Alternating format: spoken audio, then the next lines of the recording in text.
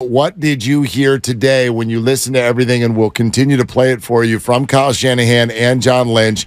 And just the quick synopsis is Brock is cleared. He's going to take every third day off, but he's QB1 and will obviously take all the first-team reps when he is out there and he is healthy and ready to play. After that, QB2 will be a mix of Trey Lance and Sam Darnold.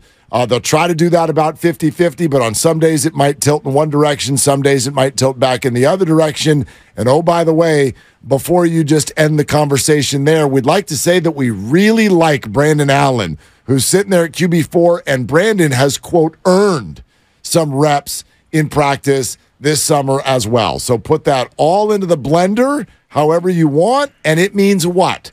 888-957-9570, Michael in Lemoore here on Willard and Dibs. Hey, Michael, what are you doing? What's going on, fellas? Continue to love the show, by the way. Thanks, Michael. I'm going into the season very cautious about naming Brock the guy because we've all seen this movie before, i.e. Jimmy Garoppolo coming in guns a-blazing 5 games, then they pay him $27 million a year just to let us down because he couldn't stay on the field. And I don't want to say history tends to repeat itself, but that's kind of the theme with this regime that we've been with for the past 7 years. With their look at quarterback, and we still have yet to solve the quarterback position in year 7. I'm not ready to crown him the guy yet. Well, okay, so let's break this apart, Michael. What would you do if you were them? What would you do? If Brock stays healthy and he plays great this entire season, that's fantastic. But I don't believe we have a quarterback right now that can beat Patrick Mahomes. I really don't. Well, that's fine. But that's fine. Yeah, but I guess this team's not built like that. I guess my question would be though, like if you're going to say, hey, if Brock gets through the season healthy, then that's fine. It sounded like you were suggesting they should be doing something else now. Like in August, you're not ready to call Brock the guy. Are you saying that there should be some sort of an open competition here this month? I don't believe there's an open competition. I do believe Brock is going season, but if he does get hurt again, then what are we going to be doing in 2024? Well, that's, you know what I mean? Yeah. Well, of course, that's a completely different question, and no one can answer that right now. How hurt is he? Is it a terrible injury? Is it something he comes back from? I don't even know that you need an injury to reboot that conversation. Michael, thanks so much. In other words, what if Brock just goes out and doesn't play well? I don't know how many weeks it takes before they would adjust. If the 49ers are 2-4 and Brock is looking like one of the reasons, would they make a change? Yeah, probably. Well, it depends who QB2 is, and it also depends on how close you think that player is to where you think that Brock is. Steiny had a good point about the leash for Brock Purdy. Brock Purdy's leash will say more about how they feel about his backups than they will about Brock Purdy. Because if they think Trey Lance or Sam Darnold or even Brandon Allen, quite frankly, if they feel like they're close to Brock Purdy in terms of ability, then Brock Purdy's leash will be a lot shorter.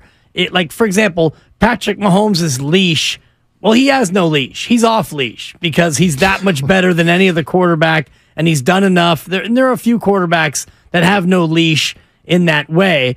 Brock Purdy has a leash, but how long is determined not so much by how good is Brock Purdy, but also how good is his backup. I guess it feels like for some that the idea of declaring Brock Purdy QB1 means that you now have to stick to that for the whole year.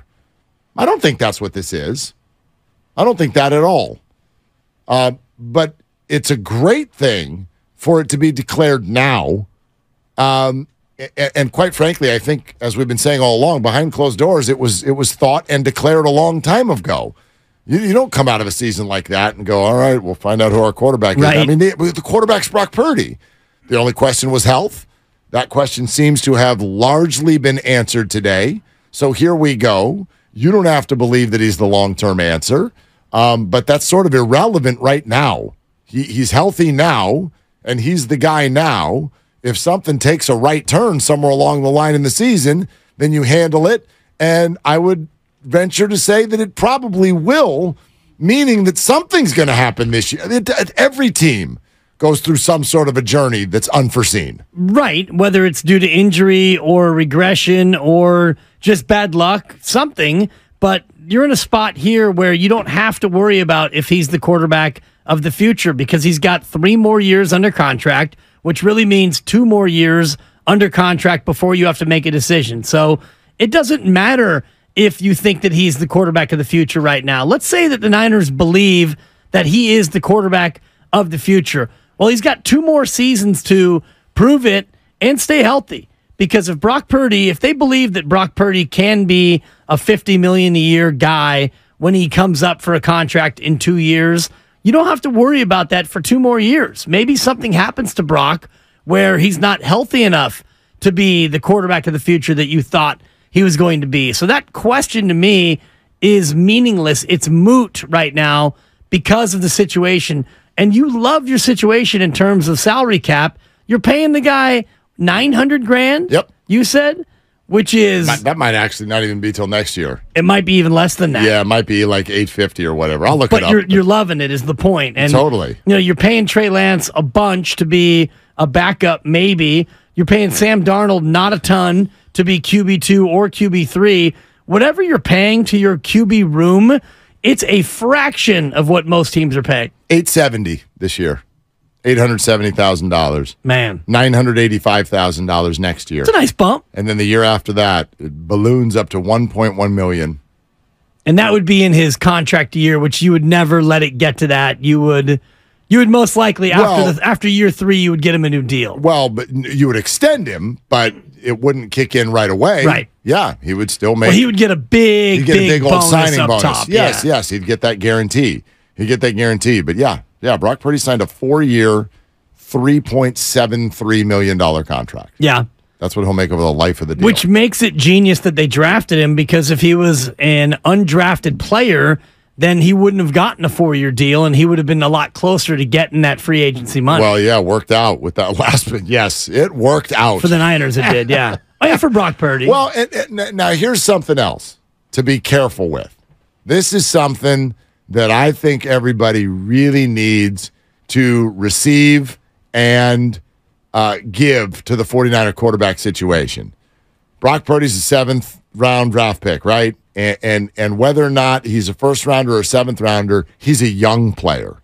So that caller made a statement, oh, gosh, this regime always gets the quarterback position wrong. Remember when they gassed us up about Jimmy Garoppolo only to crash our hopes on the rocks below? I don't want to get too deep into this, but can I ask a question about that? Are we saying that they were wrong about Jimmy being the franchise quarterback? And I don't ask that so that we can have a Jimmy conversation. I ask that so that we can apply it to what's next. They didn't get over the mountaintop. They didn't win a championship. But if you tell me right now that Brock Purdy does what Jimmy did in a 4-year stretch, which is there's an injury that's going to get thrown in the middle, but the other 3 years we're going to at least go to the NFC title game? Well, come on. 2 injuries in the middle of it. Well, but that was prior to the Super Bowl. There was a 4-year run going right now where the 49ers have had one QB injury situation, followed by 3 years that have gone at least to the NFC title game, and one of those also had 2, call it 3 QB injuries within. My point is I'm not going to look at Brock Purdy right now and be like, you win us a Super Bowl in the next 2 years or else you're not the guy. I think that's ridiculous. Well, and I also think the notion of franchise quarterback is a curious one, because you gave Jimmy Garoppolo a nice, juicy, 5-year contract. And like you said, during the time that he was under contract, you went to a Super Bowl and you went to 2 conference championship games outside of that. He had a successful run. Now, do you have to be there for 15 years to be a team's franchise quarterback? Or are you a franchise quarterback if you get a really big contract and a ton of money? And Matt Barrows, who joined us, said that when Jimmy G signed that deal, it was the highest contract. He was the highest paid player for in a quarterback. the league. Yes. So if that's not a franchise quarterback deal, I don't know what is. Now, he didn't get a second contract that was at the franchise quarterback level. He got the 1-year insurance policy deal last year, and then that was all she wrote. But Brock Purdy, if he signs a second contract with the 49ers, that means he's a franchise quarterback. Right. I guess my point is if we're looking at it through that lens, does this group ever get the quarterback position right, and is Brock the guy? I don't think we can only value that based on a Super Bowl win. That's where we are as a fan base. We're thirsty for the Super Bowl win because we've been knocking on the door now for 4 years, and we keep coming up short in some of the most frustrating possible ways. I can't think of more frustrating ways. Double-digit Super Bowl fourth quarter lead, followed by double-digit fourth quarter NFC Championship lead, followed by quarterback explosion in the NFC Championship game. Feels like they should have one, and they don't. So that's where we are. But if Brock Purdy comes in and plays well, and the 49ers are continued contenders in the next couple of years, but that doesn't necessarily win a championship, I'm not going to make the jump then to, well, Brock's not the guy. Like, obviously, it's circumstantial. We'll see what the stats are. We'll see how his performance is. Sure. If he looks just like he did last year, and that doesn't equal a Super Bowl win in the next 2 years, I don't think we can hang that around the guy. Is Josh Allen not the guy? Great point. Is Joe Burrow not the guy? And we could play the not the guy sweepstakes all around the NFL. Jalen Hurts. Justin Herbert, guy who just got the highest contract in the history of the quarterback position. Is he not the guy? Has he even won a playoff game? I don't think so. Is Deshaun Watson not the guy? I mean, all these quarterbacks who the team has invested heavily in, Lamar Jackson's another great example. Is he not the guy because they've been unable to even get to the conference championship game, let alone win the Super Bowl? And you can go all around the league. Teams realize that you've got to pay a quarterback who you believe in to be competitive at the top level. Now, if Brock Purdy is not a guy that they believe in at that point, at that level, then you better have a plan B, Kyle, because those quarterbacks that I just mentioned, the top line quarterbacks in the NFL, they don't shake free ever. No, and that's who wins. That's who wins. I mean, we all agree that the Nick Foles thing was kind of circumstantial and a one-off, right? There have been more aberrations than there have been that being the norm. Right. Like quarterbacks who, like, oh, you won the Super Bowl? What? Yeah. So who are you? I mean, there's the Nick Foles thing in 2018.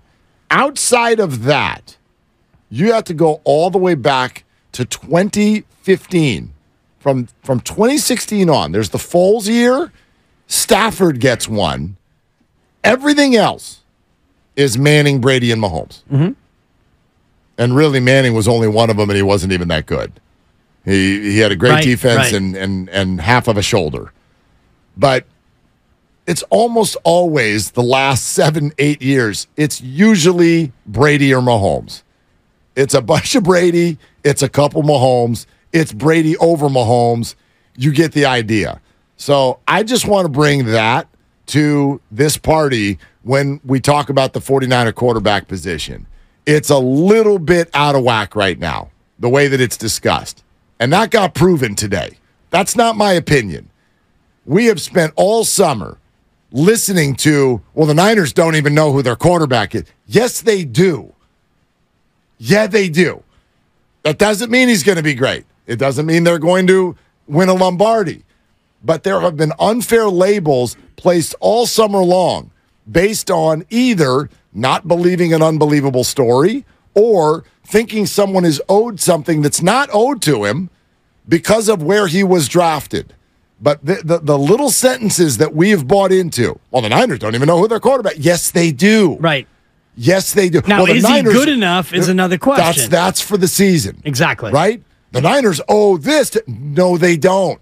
There's these little sentences that we rode with. Well, there's a quarterback. Now that there's a quarterback competition, no, there isn't. No, there isn't. This is much less of a soap opera than a lot of people think it is.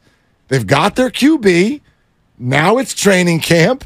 They've got some things to figure out behind their QB.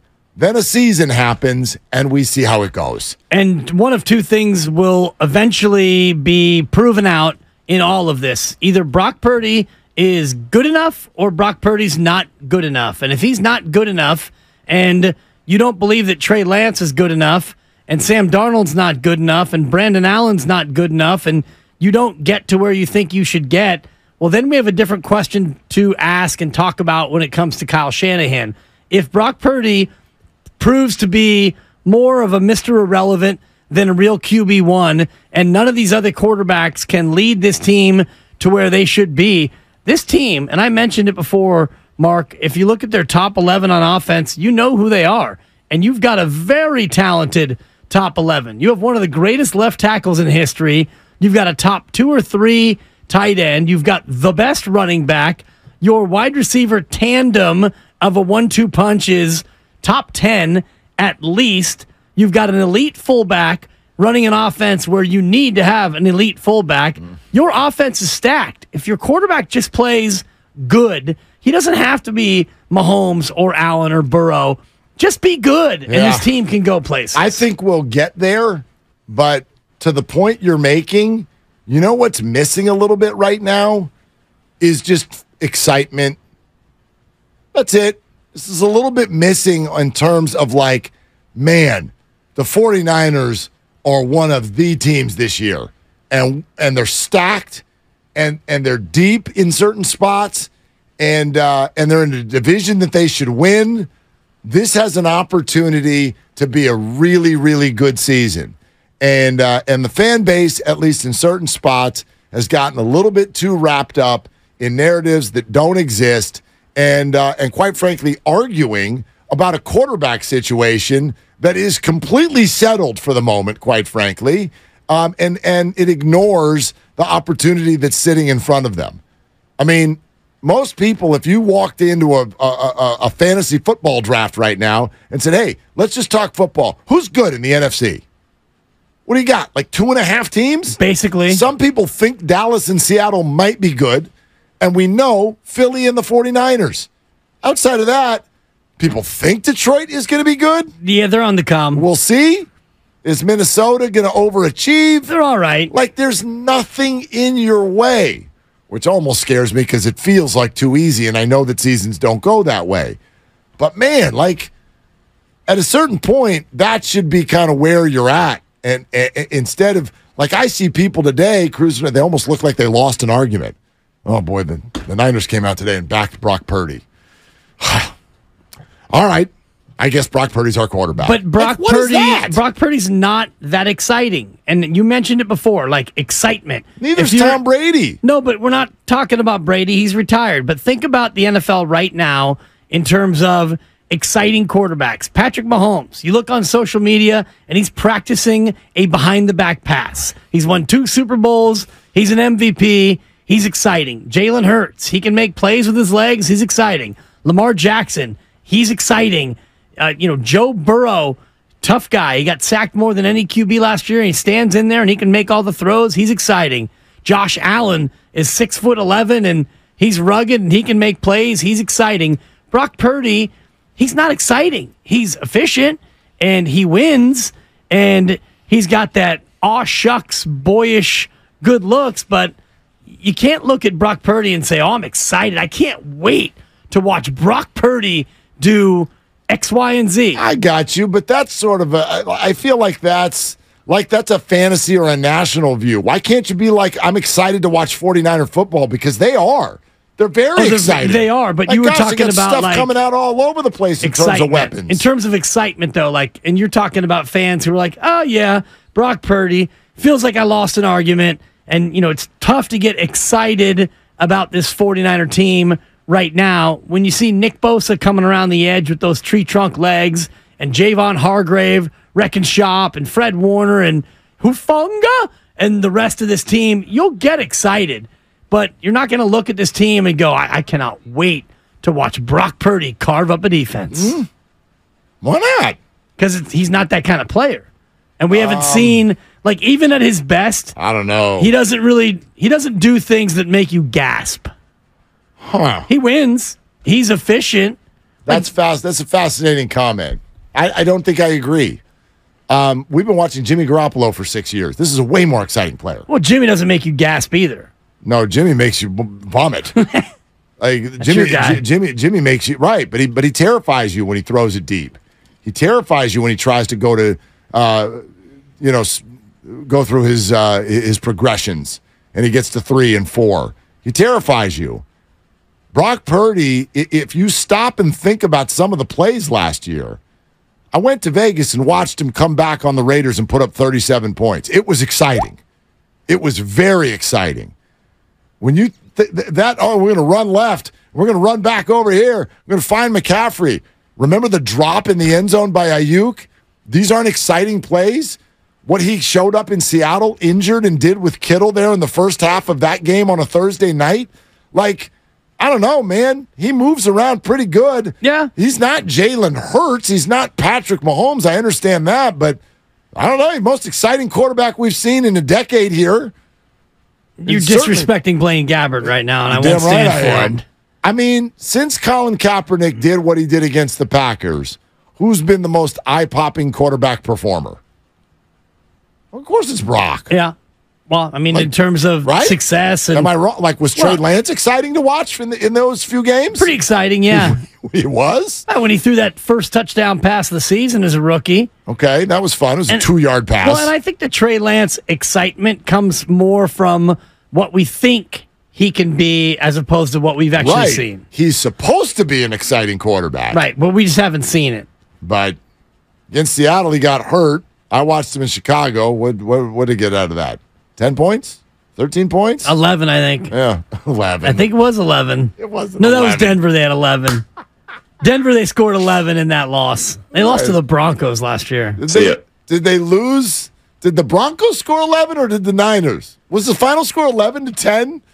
What was the final score of that game? 14-11 or 11-10? I think it was 11-10. 11-10. The Broncos got 11, not the Niners. The famous Jimmy safety when he stepped out of the back of the end zone. That's Jimmy ran out of the back of the end zone. Bears, they lost 19-10. By the way, do you know where the Raiders play on week 1?